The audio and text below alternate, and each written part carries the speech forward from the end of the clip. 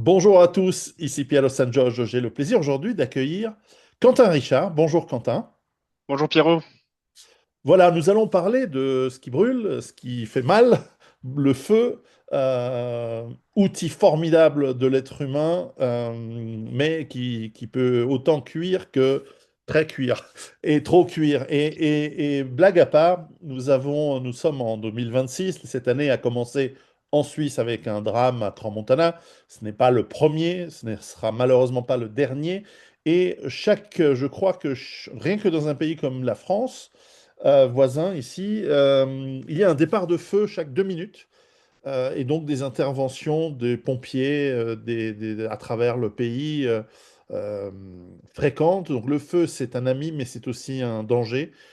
Tu es un spécialiste, mais je te laisse te présenter. Merci Pierrot pour cette introduction.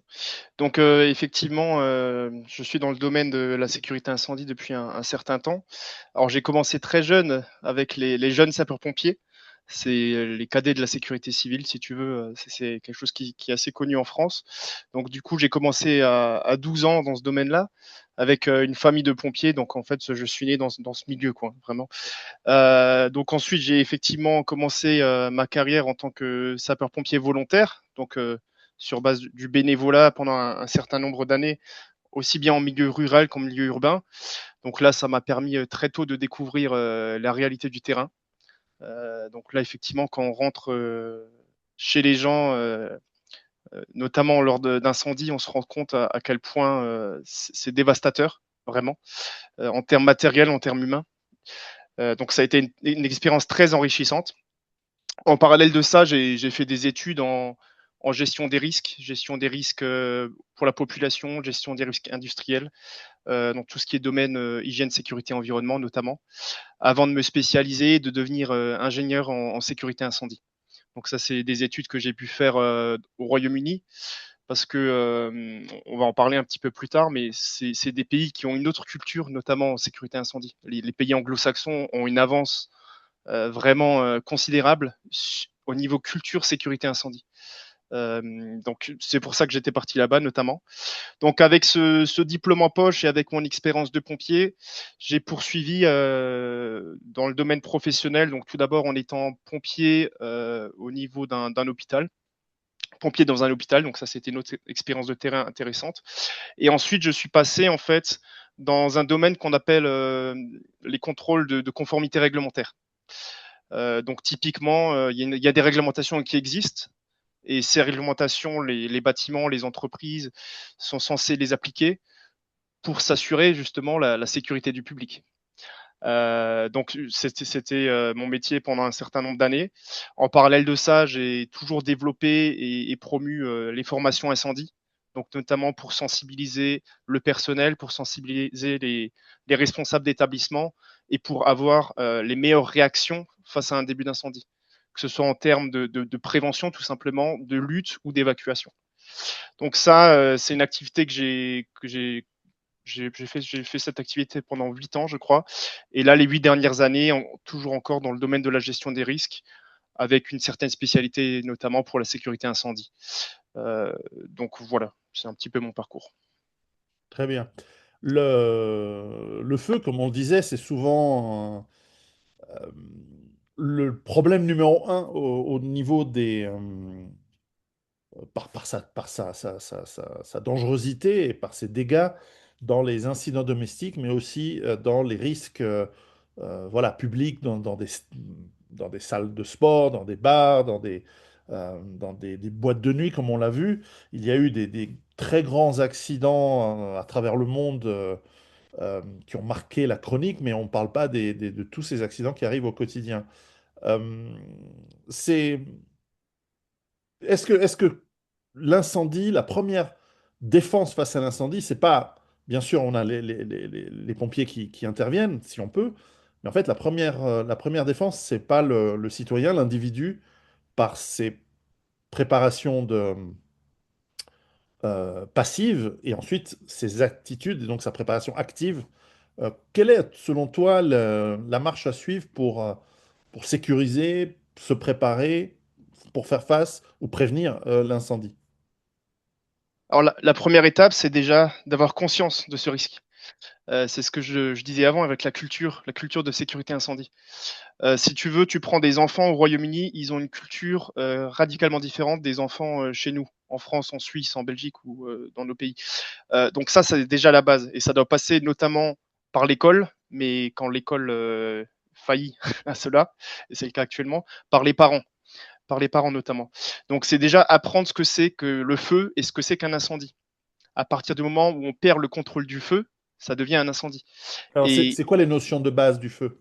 alors une notion de base, déjà pour bien distinguer, le vocabulaire français est riche. On a cette distinction entre feu et incendie.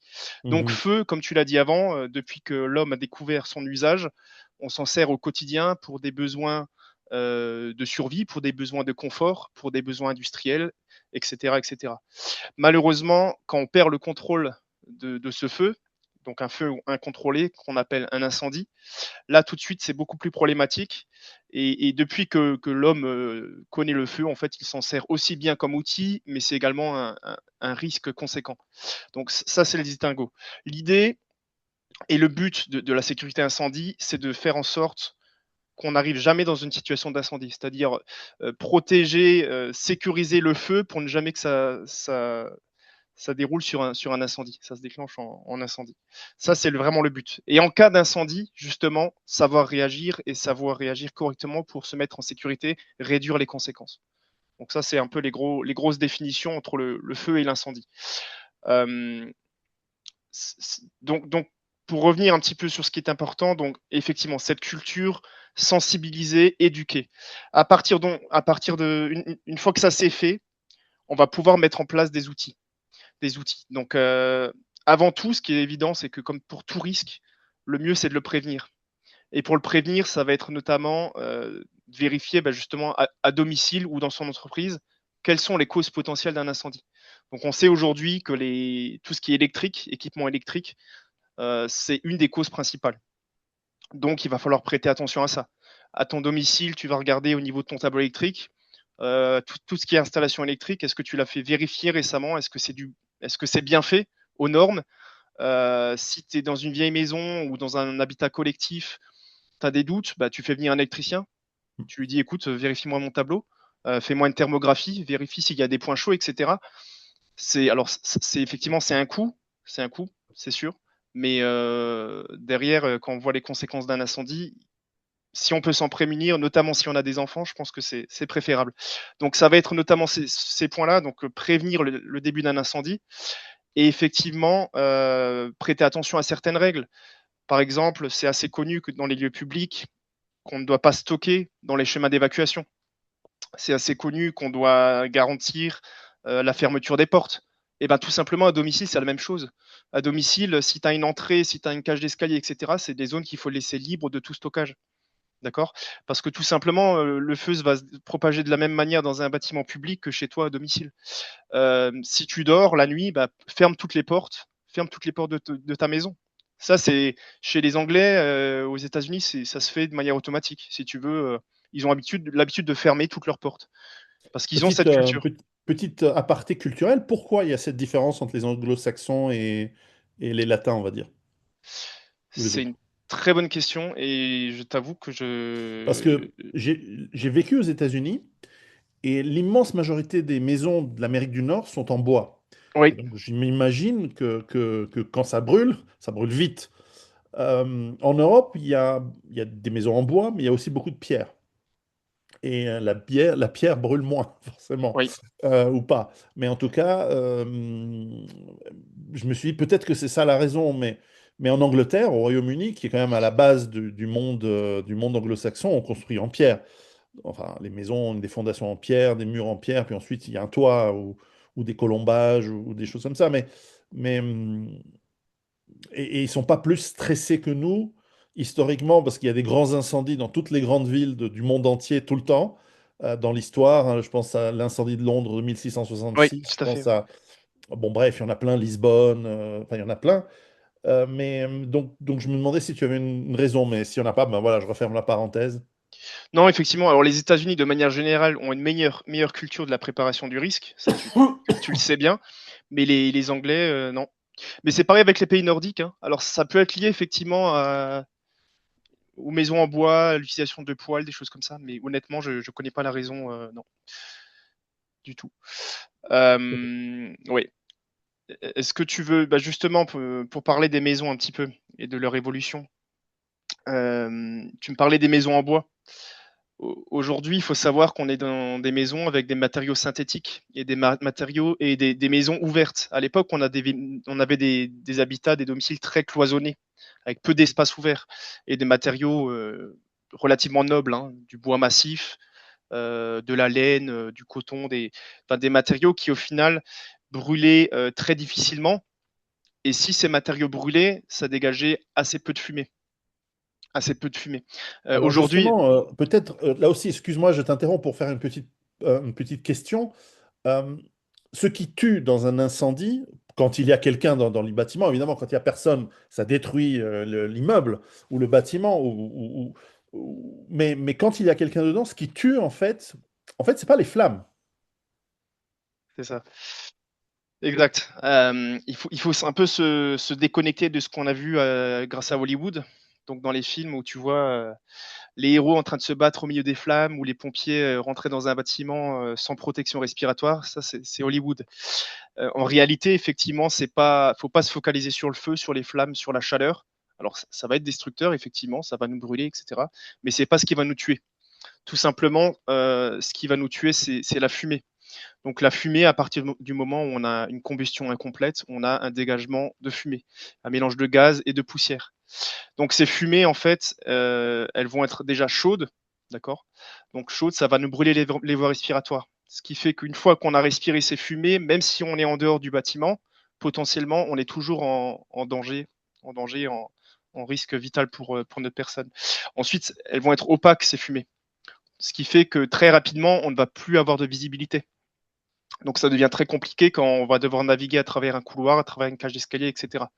Donc il faut vraiment comprendre que on perd toute visibilité dans la fumée très rapidement. Elles sont mobiles. Donc l'incendie en soi, il peut être très localisé dans une cuisine, dans un local technique, etc. Mais par contre, la fumée très vite peut se propager dans tout un bâtiment, d'accord, sur la longueur d'un couloir, verticalement, etc., etc. Elles vont toujours monter les fumées. C'est un gaz chaud, un fluide chaud qui va monter, d'accord, par Et phénomène donc, de ça convection. implique qu'il va monter, il conduit par des conduites d'aération, ou des câbles électriques ou d'eau, des gaines techniques dans des bâtiments publics. Enfin, Tout à fait, tout à fait. C'est vraiment très, très mobile et c'est comme un fluide en fait, hein, qui va vraiment se propager partout. Et enfin, les éléments les plus critiques sur les fumées, c'est qu'elles sont inflammables, elles sont pleines de gaz imbrûlés, donc elles vont propager l'incendie. Et ce qui fait qu'elles sont réellement mortelles, c'est l'aspect asphyxiant et l'aspect toxique. Donc asphyxiant, c'est vraiment que ça va attaquer toutes les muqueuses, donc les yeux, les oreilles, le nez, etc. Vous voyez un petit peu la situation quand tu es à un feu de camp à l'extérieur, d'un coup le vent tourne et tu te prends ça dans le visage, c'est vraiment désagréable. Et là, c'est du bois qui brûle. Alors maintenant, quand c'est des dérivés de pétrole, plein de produits riches en cyanure d'hydrogène, en monoxyde de carbone, etc., c'est horrible et c'est toxique. Ça va non seulement remplacer l'oxygène du sang, mais en plus, ça va nous mettre dans un état second en fait. On n'est plus la même personne une fois qu'on a respiré une fois ou deux fois de la fumée. Parce que si tu veux, c'est un mélange de produits tellement néfastes que notre cerveau n'est plus capable d'avoir une réaction rationnelle. Et dans tous les cas, on est intoxiqué par le monoxyde de carbone notamment. Donc nos muscles ne réagissent plus, etc., etc. Donc en fait, il faut vraiment éviter la fumée. À partir du moment où tu as pris une bouffée de fumée, déjà, c'est critique. C'est vraiment et ça en fait les gens ne s'en rendent pas compte. Les gens ne s'en rendent pas compte parce que déjà ils n'ont pas cette culture et ils ne se rendent pas compte à quel point ça va vite, ça va très très vite. On estime aujourd'hui, à l'époque, on avait une quinzaine de minutes pour évacuer son domicile en sécurité parce qu'on avait des matériaux nobles, parce qu'on avait des maisons bien cloisonnées, etc., etc. Alors on pourrait croire qu'aujourd'hui on a plus de temps parce que les règles, les normes de sécurité, tout est mieux en fait. Mais en fait, oui et non. Donc il y a plus de règles, effectivement, mais aujourd'hui, on considère qu'on a 3 minutes disponibles pour sortir d'une maison. 3 minutes. Dans le cas d'un incendie avec une batterie lithium-ion, donc c'est un petit peu la tendance actuellement, hein, les scooters électriques, les vélos électriques, les trucs comme ça, ce temps, il a chuté à 1 minute. Donc aujourd'hui, dis-toi, tu as 1 minute potentiellement pour sortir de ta maison si jamais tu as ton gamin qui a sa trottinette électrique qui est en train de cramer. Donc, Donc je fais bien de garder mon vélo électrique à l'extérieur de la maison. tout à fait. Tout à fait, c'est exactement. Il faut prêter attention à ça. C'est de la prévention en fait. Hein. Tu le fais peut-être de manière automatique, mais tu vois, il y a plein d'incendies, notamment début 2025, en pleine journée. Tu as quelqu'un, il prend sa trottinette, il rentre du boulot, il va manger à la maison. Il branche ça à l'entrée, donc à l'entrée, hein, point critique, parce que s'il y a un incendie, potentiellement tu sors par là. Et la batterie rentre en emballement thermique, et en fait, 3 morts. Tu as lui, sa femme, son gamin, ils sont décédés en pleine journée. Et ça, c'était pas arrivé depuis des dizaines d'années, quoi. Des incendies qui font des morts en pleine journée sur un bâtiment, une maison en plein pied, ça devrait plus arriver, tu vois. Donc c'est vraiment un risque croissant actuellement par rapport aux technologies.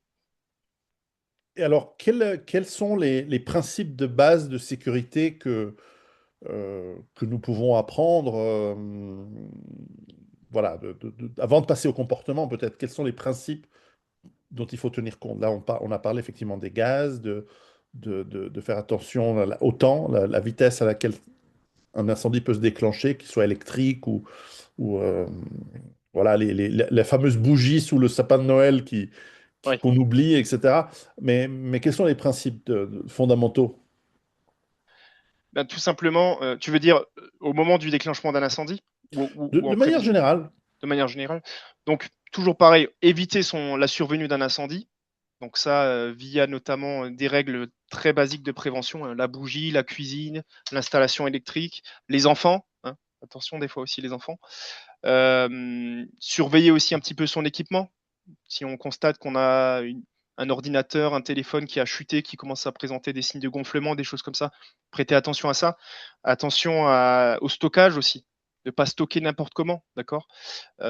Idéalement, on évite de stocker ce qui peut brûler, donc tout ce qui va être carton, papier, etc., à proximité directe d'équipements électriques. Être sûr qu'on a une bonne ventilation autour de certains équipements. Si on stocke des produits très inflammables, tels que certains produits dangereux, essence, carburant, etc., faire attention aux règles de stockage. Stocker ça à l'écart, loin des zones de vie, on va dire, loin des zones de sommeil surtout. Et après, une fois qu'on a présenté ces règles très basiques, c'est quelque chose qu'il faut faire, je pense, dans toutes les maisons, dans tous les bâtiments, c'est installer de la détection incendie. Pourquoi? Parce que la plupart des morts ont lieu la nuit, en fait. La nuit, forcément, notre état de conscience n'est pas le même qu'en pleine journée. On n'est pas éveillé, on n'entend pas aussi bien, on ne va pas ressentir quelque chose aussi bien. Ce qui fait que souvent, ce qui se passe, c'est que les personnes sont décédées dans leur sommeil, en fait. Hein. Parce que la fumée en soi ne va pas réveiller, ne va pas te réveiller. D'accord. La fumée, si elle pénètre dans ta chambre et que tu es vraiment endormi, tu vas mourir dans ton sommeil tout simplement. Par contre, il y a une solution, c'est les détecteurs incendie. Donc, idéalement, de la détection incendie, donc certifié, un détecteur incendie certifié, comme on peut en trouver un peu partout dans les magasins de bricolage, en ligne, etc. Idéalement interconnecté. Ce qui fait que si tu as une détection incendie dans ton garage et que tu as un autre détecteur à proximité de ta chambre, ils vont sonner ensemble, tu vois. Ça va te réveiller. Et là, tu es sûr de pouvoir réagir. Sachant que tu as peut-être 3 minutes, voire 1 minute. Donc, tu vois, si déjà tu mets un certain temps à te réveiller, etc., faut prendre tout ça en compte. Il hein. Faut vraiment prévoir ce scénario bien à l'avance. Donc, la détection incendie, clairement, c'est obligatoire. Ça doit vraiment être systématique. Il y en a pour une centaine d'euros. Tu mets quelques détecteurs dans ta maison et au moins, tu es serein, tu vois. T'es serein. Après, une fois que ça s'est fait, bah, fermez les portes. Systématiquement, fermez toutes les portes. Surtout quand tu vas te coucher. Tu fermes les portes, surtout celle de ta chambre à coucher. On sait que le fait de fermer une porte, même une porte basique, hein, une simple porte, va te permettre de gagner en temps et surtout en exposition. Il y a une différence entre 100 degrés et 1000 degrés sur plusieurs minutes en fonction de la qualité de ta porte. Ça va aussi bloquer les gaz, etc., etc. Et donc, évidemment, ça va être aussi ton plan. Une fois que ton détecteur il sonne, qu'est-ce que tu fais? Qu'est-ce que tu fais? Donc là, toujours pareil, il faut prévoir deux issues. Donc, l'issue principale, ça va être tout simplement, tu ouvres ta porte, tu sors par la cage d'escalier, tu vas à la porte d'entrée, voilà. Ça, c'est très basique. Mais souvent, ce qui se passe, c'est qu'en fait, trop tard, la fumée, elle est dans la cage d'escalier, elle est dans ton couloir, etc., etc. Et là, tu fais comment? Alors, si tu es au rez-de-chaussée, si tu es au premier étage, bon, ça va. Si tu es au deuxième étage, ça devient un peu plus critique. Si tu es Grenfell Tower à Londres, 33e étage, là, je peux te dire que c'est très critique, surtout si les mecs qui devaient faire attention au respect des normes incendies, bon, ils ont un peu, Ils sont ils ont un peu partis en igno- vacances. Ouais, voilà. Donc, tu vois, typiquement, 30e étage, moi, c'est un endroit, j'irai pas y habiter, tu vois. Et si Alors, j'y étais, j'aurais une solution pour évacuer par la fenêtre avec. Il y a plusieurs solutions. Il y a des échelles d'évacuation, il y a des ouais. dispositifs. Mais tu vois, faut y réfléchir, quoi. Alors, j'ai toujours, je suis passé pour un parano auprès de mon ex-épouse parce que, alors, ici, à la ferme où j'habite, je suis à ouais, 6 mètres du sol. Et s'il y a un incendie, ma seule issue, c'est de passer par le balcon et la fenêtre et de descendre. Et j'ai un escalier tu sais, en corde et en Ouais, bois, tu sais. Donc, j'ai ça qui me permet de descendre à peu près 1 mètre du sol. Il fait 5 mètres, je suis à 6 mètres, ça devrait aller. Mais en ville, notre appartement, il était au 6e étage, donc là on est à 50 mètres. Et donc j'avais acheté un système où, alors l'idée c'était de le filer d'abord aux gosses, mais j'en avais pas autant, j'en avais pas 6, donc pour 6 personnes. Mais j'en avais deux où, avec un harnais qui était composé d'un harnais et d'un câble en acier qui se déroulait automatiquement et qui permettait de descendre. Il fallait bien sûr l'accrocher à un pilier ou un mur porteur ou un crochet, etc., qui puisse au moins tenir 100-150 kilos. Et ce système permettait de descendre. Ça a été développé par les Américains après le 11 septembre. Mais il ne faisait que 100 mètres. Donc j'aurais pu être au 12e étage, mais au-delà, qu'est-ce qu'on fait? On s'achète un parachute et on fait un saut en base jump ou on fait comment? Et en fait, c'est critique parce que ça repose intégralement sur le fait que ceux qui ont construit le bâtiment, ceux qui l'entretiennent, ceux qui le surveillent, il faut être sûr que ces personnes soient qualifiées et honnêtes. Et malheureusement, quand tu regardes l'actualité, on constate qu'à chaque fois qu'il y a un gros incendie qui se passe mal, bah, c'est qu'il y a eu beaucoup de failles en termes de contrôle, en termes de gestion, etc., etc. Et en fait, ce qu'on doit comprendre aujourd'hui, c'est que au final, c'est malheureux, hein, mais on peut pas se reposer sur, sur, sur, euh, sur la qualification d'autres personnes. Enfin, pour sa propre Mhm. famille, moi c'est un peu ce que je fais pour ma propre famille. Hein, faut vraiment se reposer que sur soi-même. C'est un peu triste hein, parce que c'est un peu un constat de société. Hein, mais aujourd'hui, le profit fait que on sacrifie souvent la sécurité. Mhm. Et c'est ce qui s'est passé sur les gros incendies qu'on a eu ces dernières années. En Suisse, là, Grand Montana, si on en parle après, bah, Mhm. bon, l'enquête n'est pas encore terminée, mais clairement, voilà, c'est pareil. Voilà. Il y a une Donc, chaîne d'erreurs assez importante exactement, du niveau des autorités jusqu'au niveau des propriétaires et des employés. exactement. Donc, pour répondre si on est dans un bâtiment à hauteur élevée, et ben, tout simplement vérifier effectivement. Vérifier si tout se fait, tout est bien fait en fait. Hein. Demandez à votre propriétaire, demandez à votre concierge, etc. Les contrôles de sécurité, est-ce que je peux lire les rapports, est-ce que je peux voir. Profitez-en aussi pour circuler dans votre bâtiment, regardez dans les cages d'escalier, est-ce que ça a l'air propre, est-ce que ça a l'air bien entretenu. Ça se voit très vite en général. En général, un bâtiment qui est problématique en sécurité, il est problématique sur d'autres sujets aussi. Hein. C'est sale, c'est mal entretenu, il y a des choses cassées un petit peu partout. C'est parce que derrière, c'est du budget. C'est du budget. Donc vérifier, est-ce que les portes qui sont fermées, qui doivent être fermées, sont bien fermées? Est-ce que les dispositifs fonctionnent bien? Et sinon, n'hésitez pas à contacter les pompiers. Hein, à contacter les pompiers. Le service prévention peut très bien venir faire une visite comme ça inopinée, vous conseiller, etc. Alors une fois de plus, dans la culture sécurité en France, en Suisse, en Belgique, ça se fait pas trop. Au Royaume-Uni, les pompiers ils vont à l'école. Les pompiers, ils vont à domicile. Ah, vous voulez savoir comment mettre un détecteur? Bah, c'est les pompiers qui viennent te montrer. Tu vois, c'est là que je te dis aussi, c'est ce qui nous manque un petit peu chez nous là. Mhm. Parce que clairement, les gens, ils se retrouvent face à ça, ils n'ont pas le temps, ils vont au boulot, ils ont des enfants, etc. Jusqu'au jour où, ah mince, il y a de la fumée dans la cage d'escalier. Trop tard. Ça se Alors, juste- prévoit à l'avance, quoi. Hein. alors justement, les pompiers, donc, dans ton expérience, puisque tu es un professionnel dans ce domaine, euh, en fait, ils arrivent toujours trop tard. par définition presque. Ben, il faut comprendre que les pompiers, ils ont un certain temps pour arriver sur les lieux, hein. Alors, quand tout va bien, en ville, ça sera 5-10 minutes, mais dans des zones un peu plus rurales, ça peut être 20 minutes, 30 minutes des fois. Si c'est en plein hiver que tu as de la neige, etc., ou si c'est en ville, en plein milieu des bouchons, les temps d'intervention sont vachement prolongés.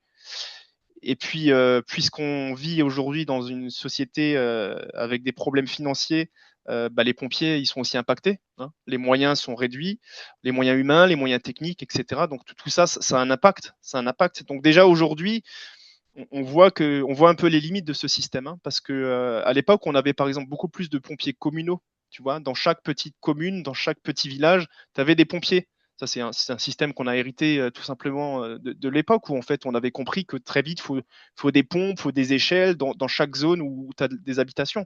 On a un petit peu changé ça, on a essayé de centraliser, tu vois, dans des grosses zones avec des moyens. Alors ça fonctionne, mais ça fonctionne jusqu'à ce que ça ne fonctionne plus. Tu Mm. vois, je pense que c'est pareil dans chaque quartier, dans chaque ensemble de maisons, il faudrait avoir des échelles, il faudrait avoir des dispositifs pour éteindre un début d'incendie, des dispositifs pour sauver les gens, etc. Pour justement ces 15-20 premières minutes, voire peut-être plus, hein, parce que si tu as vu à Grand Montana, un incendie comme ça, ce que ça mobilise en ressources, imagine, tu as deux incendies comme ça dans un assez proche, on va dire. Tu vois, deux incendies ou plusieurs incendies simultanément. Tu vois, d'origine accidentelle ou d'origine volontaire, mais très vite, Voilà, ne très donnons vite, pas c'est d'idées aux ingérable. terroristes. Ouais, ouais, effectivement. Non, mais Bon, c'est vrai, c'est vrai, c'est vrai.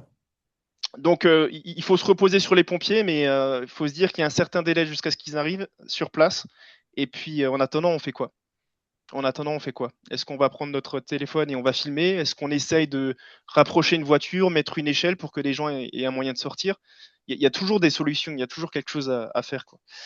Mais malheureusement, il faut un petit peu. Donc en fait, le rôle de l'intervention des pompiers, c'est de limiter l'expansion souvent de l'incendie à d'autres parties de l'immeuble ou à d'autres bâtiments, etc. Non, la priorité, c'est de sauver en fait Sauver les les vies. personnes, évidemment, sauver des vies, mettre en sécurité ceux qui sont exposés aux fumées notamment, Mhm. et ensuite seulement les biens, éviter la propagation, etc. Mais leur priorité première, D'accord. ça va être tout simplement déjà de sauver ce qui peut être sauvé en termes de vie humaine, hein. Vie humaine, et après, oui, le matériel. Mais c'est très compliqué, quoi, hein. C'est très compliqué quand tu arrives sur place. Il y a tellement de choses à faire dans un temps imparti, donc c'est compliqué. Alors justement, tu parles donc de lutte incendie et d'évacuation. Donc prévention, évacuation, lutte. Euh, c'est l'éducation aussi des enfants. Quand il y a des enfants, ou même d'autres adultes, hein, c'est pas, il y a des grands enfants, ou même des adultes, souvent on oublie, et même des gens, moi j'ai eu les pompiers à l'école hein, depuis que je suis petit, mais j'ai sans doute oublié pas mal d'éléments. Donc comment on se maintient à jour? Donc effectivement, à l'école, tu as eu la chance d'avoir la visite des pompiers, c'est pas le cas, moi c'était pas mon cas, tu vois. Moi c'est Mhm. via ma famille que j'ai pu apprendre beaucoup de choses. Alors comment on peut se maintenir tout simplement? Si on travaille, eh bien via notre employeur, il a des obligations de formation pour ses employés. Donc c'est une manière assez simple et gratuite au final pour se former, c'est d'aller voir notre employeur et de lui dire tiens, tu sais que c'est obligatoire de former les employés sur le risque incendie. Donc souvent il va dire ah oui, ou peut-être c'est déjà fait, peut-être qu'il ne le fait pas du tout, mais c'est un moyen en fait assez simple, assez facile de se former. Autrement, à titre privé, à titre particulier, se rapprocher des pompiers, se Mhm. rapprocher du corps de pompiers le plus proche de chez soi et aller les voir, aller trouver conseil. Et puis sinon aujourd'hui, ben, on a quand même des outils formidables que sont YouTube, Internet, etc. On peut pas, alors ça va pas remplacer la formation pratique, mais pour avoir certaines notions, ça peut déjà être génial, quoi. Ça peut déjà être vraiment conséquent. Après, donc les pompiers, l'entreprise, et puis sinon, faut pas hésiter de se former soi-même des fois. Franchement, tu vas, tu vas aller en déchetterie récupérer un extincteur. J'étais en déchetterie par hasard la semaine dernière. Là. Je suis allé jeter des trucs, j'ai regardé des dizaines et des dizaines d'extincteurs en parfait état que les Et gens, en c'est fait, étonnant ça, hein, parce que chez moi, j'ai des extincteurs dans toutes les pièces partout. J'en ai un là exactement à 2 mètres de moi. OK. Mais en fait, d'abord, j'ai testé, même quand ils sont largement après leur date, ils fonctionnent très bien. Les gros extincteurs, j'ai quand même des gros extincteurs. Là, j'ai demandé à une société spécialisée de venir. Ils viennent tous les 3 ou 4 ans vérifier que tout fonctionne et que le liquide à l'intérieur, c'est un liquide chimique, je crois. Euh, mais donc, ça veut dire que les gens jettent des extincteurs sans vérifier qu'ils soient. Enfin, est-ce qu'il y a une vraie date de limite ou Oui, en fait, sur tous les équipements de sécurité, tu as toujours des dates de limite. C'est évident et ça nécessite des contrôles, des choses comme ça. Maintenant, il y a certains extincteurs qu'on appelle à pression permanente où tu as un manomètre dessus. Tu vois de quoi je parle? Mhm. Ces extincteurs-là, tant qu'ils sont dans le verre, globalement, tu peux être sûr que ça va. Après, les autres extincteurs, et de manière générale, c'est bien, effectivement, tu en achètes et tu les fais contrôler comme tu le fais toi, c'est très très bien. Sinon, effectivement, bah, justement, dès que tu en as un qui arrive en date limite ou qui n'est plus, optimal, bah, tu t'en profites pour l'utiliser pour te former, tu vois, tout D'accord. simplement. C'est une manière de. Ça me fait penser que ceux que j'ai dans ma voiture, j'en ai un dans chacune de mes voitures, sous le siège conducteur. Oui, Ça me fait penser que ceux-là, ça fait longtemps que je ne les ai pas vérifiés. Faudrait que je les teste pour m'entraîner, puis que j'en rachète des nouveaux. oui. Alors, il y a différents types d'extincteurs. Tu veux un petit peu que Vas-y. je propose le type d'extincteur qu'il faudrait avoir, parce que c'est vrai qu'on n'en a pas parlé encore. Donc, idéalement, effectivement, la priorité, ça reste détection incendie et après sortir le plus rapidement possible. Mais si on a le temps d'agir, alors le temps d'agir, c'est quoi? C'est déjà, en général, tu es réveillé et tu vois, ça se passe juste à côté de toi, tu as très peu de fumée et des flammes assez réduites.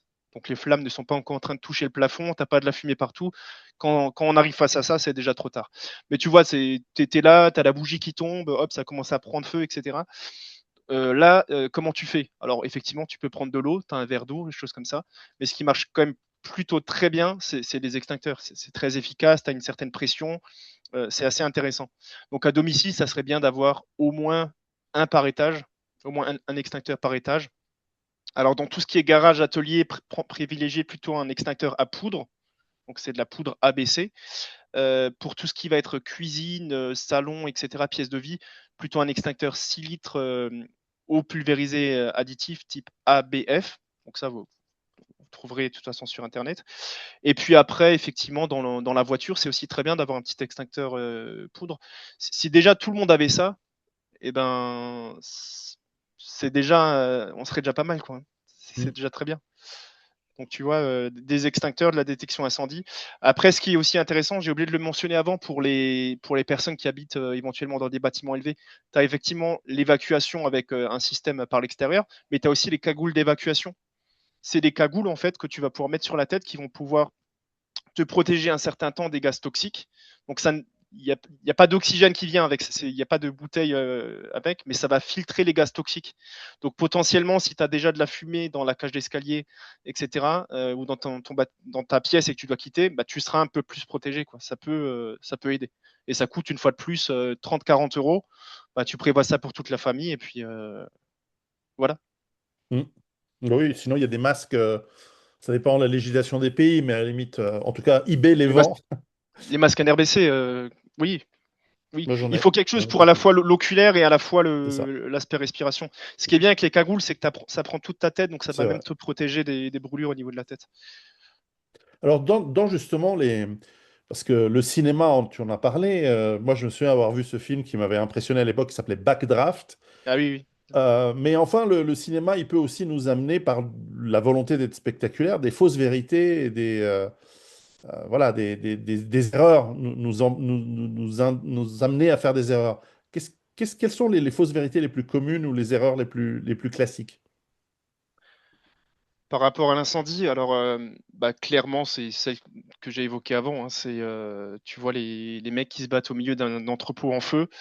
En vrai, ils seraient déjà tous les deux couchés depuis longtemps, quoi. Hein, et les pompiers, c'est pareil. Si tu veux, quand tu regardes à la télé, soit il y a très peu de fumée, soit c'est de la fumée parce que c'est de la, allez, surtout les vieux films, c'est de la fumée artificielle, donc c'est très dur de reproduire ça. Non, en réalité, la fumée, elle est noire, elle est dense, elle est chaude. C'est vraiment un milieu hostile, quoi. C'est vraiment un milieu très très hostile. Je pense que c'est la plus grosse fausse vérité au niveau du cinéma. La deuxième, alors c'est un sujet qui est très peu maîtrisé. Même les spécialistes ont tendance à se tromper sur ça. C'est l'aspect de panique. On pense que quand il y a un début d'incendie, quand il y a un incendie ou une urgence de manière générale, les gens vont paniquer, alors que c'est pas du tout le cas. En fait, la panique, ça serait avoir une réaction déraisonnée face à une situation. Donc, quand tu vois des personnes qui sortent en courant d'un bâtiment en feu, bah, c'est pas du tout de la panique en fait. C'est juste une réaction logique de lutte ou fuite, quoi. Là, ils sont dans le mode fuite. Ceux qui Oui, sont en mode lutte vont peut-être essayer d'éteindre l'incendie. Il y en a d'autres, effectivement, en inhibition, là, freeze, ils vont pas bouger. Mais c'est une fois de plus une réaction parfaitement logique et expliquée. Euh, donc bien sûr. c'est pas du tout de la panique. La panique, ça serait d'avoir une réponse complètement incohérente face à cette situation. Mais alors justement, si on prend le cas, parce qu'il a été médiatisé, parce que c'est assez rare qu'on ait des images de l'intérieur et même Oui, des images du moment où le feu se déclenche. oui. C'est quand même assez rare dans un lieu public comme ça. Donc le 31 décembre 2025, on a à Crans-Montana, en fait c'était déjà le 1er janvier 2026, à Mm, 1h30 du matin, une fête des comportements dangereux, erronés. Ça me paraissait déjà évident quand j'ai vu les premières images, avant même que je sache qu'il y avait eu cet incendie. Enfin, moi, voilà, quand je vois ces engins pyrotechniques à l'intérieur d'une oui. maison, ça me stresse. Et effectivement, la mousse, etc., qui a pris feu.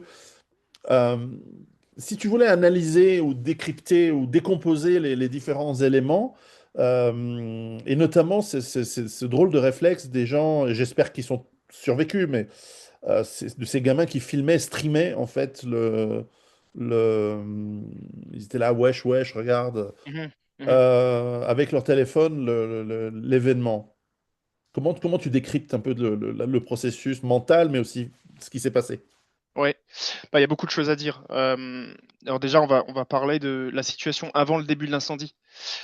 Donc déjà, ce qui est clair, c'est que, bon, on verra les résultats de l'enquête, hein, mais on peut s'avancer assez facilement par rapport à ce qu'on a observé. C'est que clairement, c'est un bâtiment qui ne portait pas la sécurité. Bon, c'est ce que je disais avant, quoi, hein. La sécurité incendie, clairement, n'était pas très bien considérée dans ce bâtiment. Par rapport à la formation du personnel, par rapport au choix des matériaux, par rapport à l'organisation, hein. Clairement, je pense que c'est ce qui va sortir de cette enquête, c'est que bon, il y a eu des manquements. Il y a eu des manquements. Et ce qui explique voilà, la situation qu'on connaît avec aujourd'hui 41 morts, euh, plus de 100 blessés, il me semble. Mhm. Et il faut réfléchir à toutes les personnes impactées, hein, Et que ce soit beaucoup par en. intoxication. Je m'attendais à des grands brûlés, mais j'ai vérifié. La majorité des blessés, c'est des brûlures au Oui, poumon à l'intérieur et de l'intoxication chimique. tout à fait. Donc, je vais revenir sur ça après. Attends. Oui, Donc, oui. effectivement, déjà, ça c'est l'approche de base. Après, donc, quand tu regardes l'historique des incendies qu'on a pu avoir sur ce type d'établissement, tu prends les 50 dernières années, il y a eu des dizaines d'incendies identiques. Donc, matériaux avec une réaction au feu qui n'est pas adapté pour être mis au plafond, pour être mis sur des murs, et phénomène effet pyrotechnique. Que ce soit sur des bouteilles, que ce soit, tu sais, dans les concerts de rock, des fois, tu as t'as des effets pyrotechniques, des trucs comme ça. Tu regardes aux États-Unis, il y a eu un incendie exactement identique. Au Brésil, le Kiss en 2003 qui a fait 243 morts, il me semble. Euh, En France, on a eu aussi un cas il y a 5-6 ans. En fait, si tu fais la liste, c'est à chaque fois la même situation. C'est forte concentration de public, matériaux qui n'est pas conforme, phénomène pyrotechnique, et puis tu mélanges tout ça et tu te retrouves avec entre 20 et 300 morts, quoi. Et c'est universel dans tous les pays, un petit peu partout, et pourtant c'est connu, tu vois. C'est un sujet. Enfin, de toute façon, les boîtes de nuit, de manière générale, c'est un lieu critique. C'est un lieu critique parce que tu as des gens qui sont alcoolisés. C'est un lieu que tu connais pas bien. Tu connais pas, c'est pas comme tu vas je sais pas, tu vas à ton bureau, etc. C'est un bâtiment que tu connais. Là, tu te retrouves dans un lieu inconnu. Il fait sombre, il y a de la musique, les gens ne sont pas dans les gens sont là pour faire la fête, ils sont pas là pour se dire oh mince, il y a un feu, je vais sortir. Tout ça, ça influence en fait. Ça influence le temps de réaction notamment. Ça influence le temps de réaction. Donc, ce qui s'est passé globalement là sur donc déjà des failles, on va dire de base, des failles sur les matériaux, etc., sur la formation du personnel. Donc, ce qui s'est passé ensuite, ben effectivement, tu as du monde au sous-sol. Quelqu'un vient avec une bouteille pyrotechnique. Bon, ils ont dû faire ça des dizaines de fois. Ça s'est très bien passé. Pas de bol, a priori, là, elle était sur les épaules. Est-ce que c'est ça? Il y a aussi des vidéos qui ont fuité où on voit que les dalles étaient en train de tomber, etc. Donc, ils les ont recollées. Est-ce que cette colle aussi est peut-être pas un peu suspecte? On ne saura pas trop exactement. On le saura peut-être, mais ou pas. En tout cas, bon, début d'incendie sur un matériau très très inflammable et qui dégage énormément de fumée et énormément de gouttelettes enflammées. En fait, si Mm. tu veux, les matériaux, chaque matériau, il est classé selon une certaine réaction au feu. Donc ça, c'est testé en laboratoire. Tu prends ton échantillon, c'est exposé à un panneau radiant. Et en fait, tu as des scientifiques qui vont regarder comment ça réagit. Est-ce que ça brûle facilement? Est-ce que ça se propage rapidement? Est-ce que ça dégage de la fumée? Est-ce que ça fait des gouttelettes, etc., etc. Et en fonction des résultats de cet essai, bah, ton matériau il va être classé. Ok, ce matériau, tu peux l'utiliser dans des bâtiments, tu peux l'utiliser uniquement pour d'autres usages, etc. Et là, typiquement, le matériau qui était installé au plafond, bon, tout le monde a des gros doutes dessus, mais clairement, c'est un matériau qui n'était pas destiné à être installé dans des plafonds, notamment dans des lieux accueillants du public. Pourquoi? Parce que les derniers chronos que j'ai regardés, là, c'est a priori, les personnes avaient moins de 2 minutes pour sortir du bâtiment. Donc c'est juste pas gérable quoi. Dans un environnement comme ça où déjà tu sais qu'il y a du monde, c'est un environnement pas du tout propice à une réaction rapide. Ben voilà, tu te retrouves face à ça. Donc une fois que ça a pris feu, c'était presque déjà trop tard, tu vois. Toute la partie prévention est vraiment essentielle dans ce type de bâtiment. Une fois que ça a pris feu, en fait, après, bon, c'est dur de savoir ce qui s'est passé, mais on voit très facilement que les gens n'ont pas tout de suite réagi. Et beaucoup ont critiqué la jeunesse, hein, beaucoup ont critiqué les téléphones, etc. Alors que non, c'est une erreur de faire ça en fait. Parce que si tu veux, tu regardes les 50 dernières années, on a eu des incendies identiques avec le même nombre de morts, voire plus de morts. Et bah, il n'y avait pas de téléphone. Et puis, c'était peut-être des jeunes plus cultivés, mais ils sont aussi décédés. Donc, Ouais. c'est ce que je te disais avant avec l'effet panique. C'est trop facile de. En fait, c'est quand tout a failli, on dit ah mais en fait c'est les gens ils ont fait n'importe quoi, ils ont paniqué, tu vois, ou ils ont pris leur téléphone. C'est trop facile en fait. Ça te permet de te Mhm. dédouaner de tes responsabilités. C'est ce qui est fait de manière assez classique. Non, en réalité les gens ils ont réagi comme la plupart d'entre nous on aurait réagi. Tu es en train de faire la fête, tu bois machin truc, tu es avec tes copains. Et puis là, tu vois un truc au niveau du plafond. Bah déjà, putain, c'est quoi? Est-ce que ça fait partie du show? Est-ce que tu vois, tu as un certain temps de réaction, si tu veux. Ouais, ça c'est Et, et, normal. et, et ça, c'est classique, d'accord? Et notamment pour un public jeune, pour un public alcoolisé, ce temps va être plus long. Maintenant, par contre, le personnel, le staff, il aurait dû réagir très rapidement. Mais est-ce que ce personnel, il est formé? Est-ce que ce personnel, il est préparé? J'en doute, une fois de plus, c'est du personnel de saison, etc. Tout ça, si tu veux, c'est la responsabilité de l'établissement. Il doit former son personnel et garantir la sécurité du public. Et là, clairement, c'était pas fait. Ensuite, on a d'autres failles. La cage d'escalier, a priori, elle a été réduite en largeur. Et après, bon, c'est pas très clair encore sur l'histoire de la sortie qui était condamnée, etc. Moi, de ce que j'ai compris, il y avait quand même une deuxième issue au niveau du sous-sol et qui, en fait, n'a été utilisée par personne. Hmm. Alors pourquoi? Est-ce qu'elle était condamnée? Est-ce qu'elle n'était pas visible? Est-ce qu'elle n'était pas accessible? Mais là, on rentre typiquement sur ce qui aurait pu sauver des dizaines de personnes. Parce que ce qui a tué en fait, ce qui a tué tous ces jeunes là, c'est qu'ils sont tous, ils ont mis du temps à réagir. Mais ça, c'est logique une fois de plus. Mais ensuite, une fois qu'ils ont réagi, ils sont tous partis vers l'escalier. Et en partant vers cet escalier, tu te retrouves avec trois goulots d'étranglement. Un premier au niveau de l'escalier, un deuxième au niveau de l'issue avant la terrasse et un troisième avant l'issue extérieure.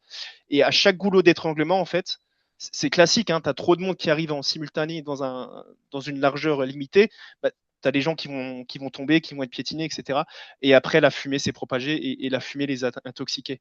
Une fois de plus, c'est pas les flammes, c'est pas le feu, c'est pas la chaleur qui les a tués. Ça les a blessés, ça les a brûlés, mais c'est pas ce qui les a tués. Et ce qu'on entend partout sur les plateaux télé, c'est que oh là là, c'est la boule de feu qui les a. Non, non, non.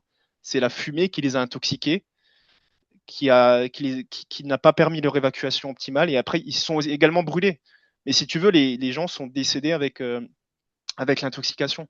Après, on pense aussi qu'il y a eu un phénomène d'embrasement généralisé, parce qu'effectivement, le problème avec ces mousses, c'est que c'est du pétrole condensé, donc très vite ça prend feu et ça se propage très rapidement, et très vite tu vas atteindre un embrasement généralisé éclair. C'est le flashover, c'est très connu.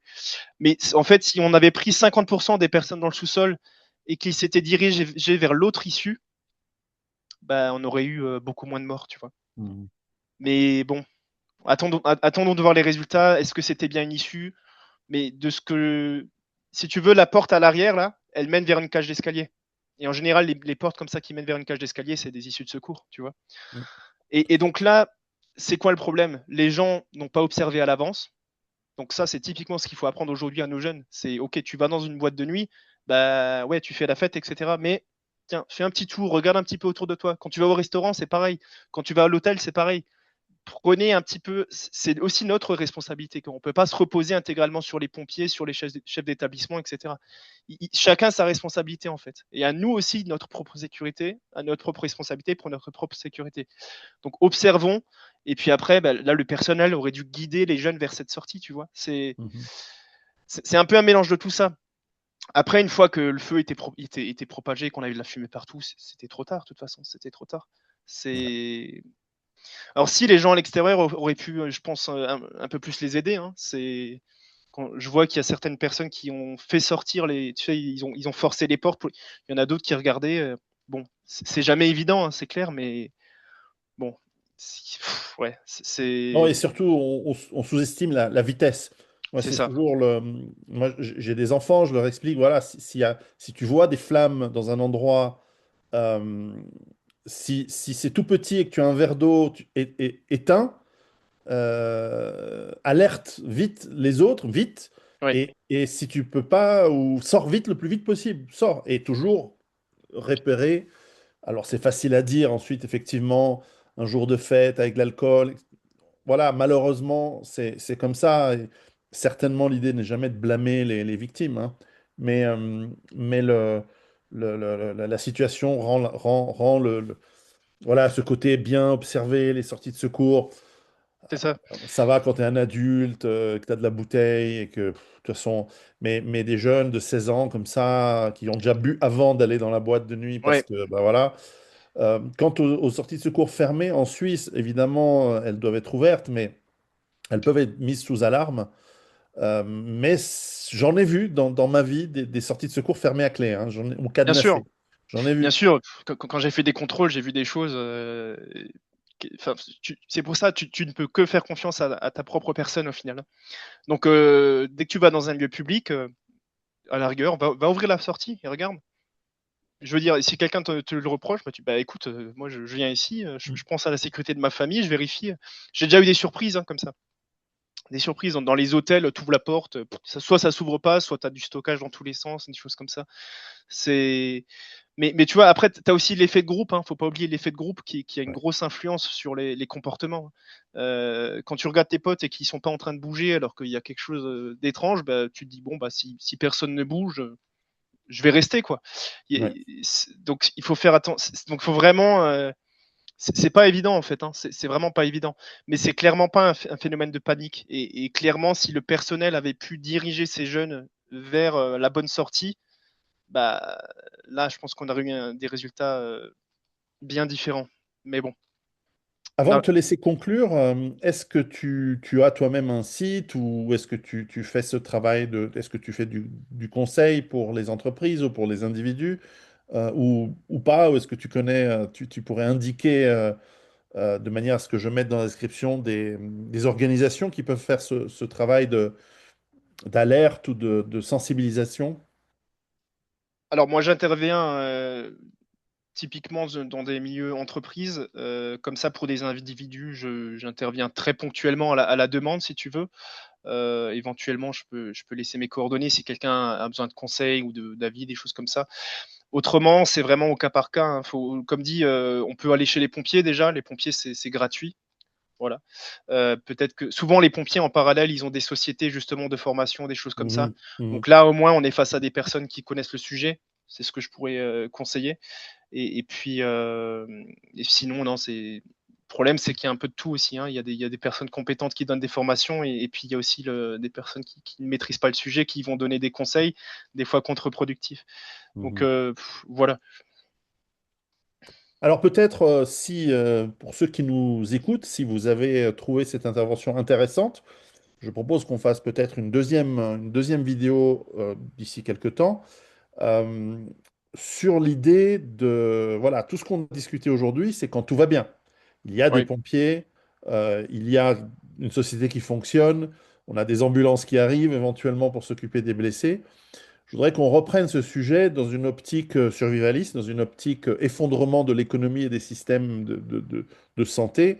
Je faisais la remarque que, voilà, aujourd'hui, un accident a saturé, un incendie a saturé quasiment tous les hôpitaux de Suisse dans ce domaine particulier des grands brûlés, de l'intoxication pulmonaire. S'il devait y avoir plusieurs de ces événements, ou s'il devait avoir une guerre, on espère que jamais, mais s'il devait y avoir une guerre avec, imaginez une guerre nucléaire avec 30% de la population brûlée euh, dans les grandes villes, bon, comment on gère? Et donc, comment on gère l'incendie aussi s'il n'y a plus de pompiers, etc. Alors, moi, j'ai des idées, et je suis sûr que toi, tu as aussi des idées et de l'expérience. Donc, si vous êtes intéressé, laissez un commentaire et nous ferons une deuxième vidéo. Mais je te laisse le mot de la fin. Très bien. Oui, effectivement, c'est un sujet intéressant, là, le risque incendie en période un peu plus critique. Évidemment, là, on se retrouvera très vite face à, ça sera plus des feux de maison, ça sera des feux de quartier, voire des feux de ville, hein, comme à Londres à l'époque. Effectivement. Le mot de la fin, écoute, c'est bah, tout simplement ne prenez pas ce risque à la légère. C'est vraiment un risque très probable. Quand vous regardez dans l'expérience de chacun, tout le monde a un proche, un voisin qui a été impacté par ça et avec des conséquences désastreuses.